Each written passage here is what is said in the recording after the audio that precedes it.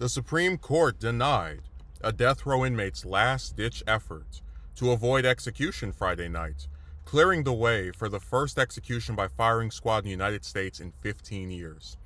Brad Sigmund, 67, who was convicted in 2002 of murdering his ex-girlfriend's parents, chose the firing squad method instead of electrocution or lethal injection. The justices rejected his emergency motion to stave off his imminent execution in a brief order without any noted dissents.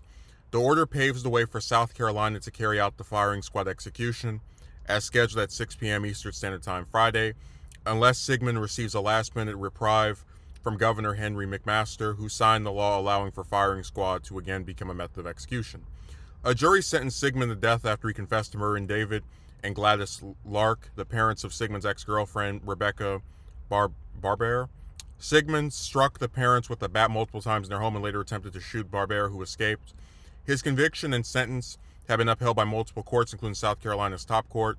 Sigmund's latest appeal revolved around claims that the state's compressed election timeline and arbitrary denial of information violates his due process rights.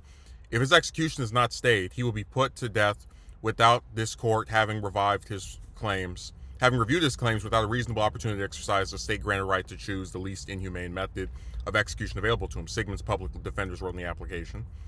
In court filings, the state attorney general's office urged the high court to deny Sigmund's application, saying he waited until the eve of his execution to raise his arguments. Sigmund brutally murdered his ex-girlfriend's parents 2 decades ago, and he has litigated claims ever since, including how he might be executed for the past 4 years. If courts give him more delays, he will always have more claims, but at some point delays must end, the state wrote. The Supreme Court rarely spares death row inmates from execution. Since the start of its term in October, the full court has rejected 10 such emergency applications. On its normal docket, however, the court late last month agreed to give death row inmate Richard Glossip a new trial after Oklahoma no longer stood behind its prosecution because of withheld evidence.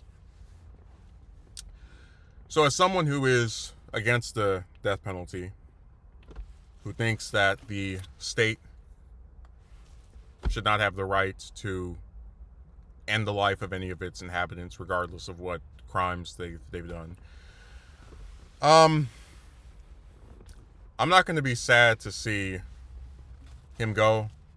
I mean, when you kill parents of your girlfriend because of, I guess, whatever relationship issues you were having with her, just sick Sigmund, that's what his nickname should be. Although I do find it interesting that they would even raise the possibility of him choosing the firing squad and then, Supreme Court, please help me out, please save me, because it makes you wonder, well, did he pick his method of execution, which is like a lesser one that has been done in 15 years, to purposefully increase the chances of the Supreme Court taking his side and going, hey, look, this is inhumane, we can't allow such a practice? And I kind of agree with the state government in terms of, or rather with the state when they say, at some point the delays have to end.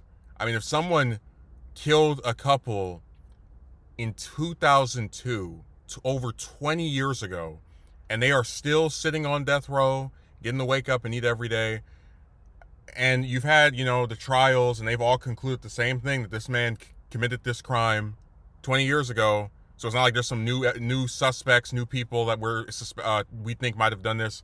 I don't know what's taken so long. It just seems like a waste of taxpayer money to put someone on death row and then have a 20+ year delay in terms of when they actually have it carried out. But that's more bureaucratic nonsense that seems to be going on in every state. Really, it's just scary that we still have, besides just executions in general, a firing squad. Like, they line you up outside, a group of them just, and he picked that. He said, I will take this over an injection. I will take this over sitting in a chair. Go ahead, just blow me to bits. But I guess when you're the kind of person who could take the lives of 2 innocent people, you don't really put much thought into how you're going to meet your end.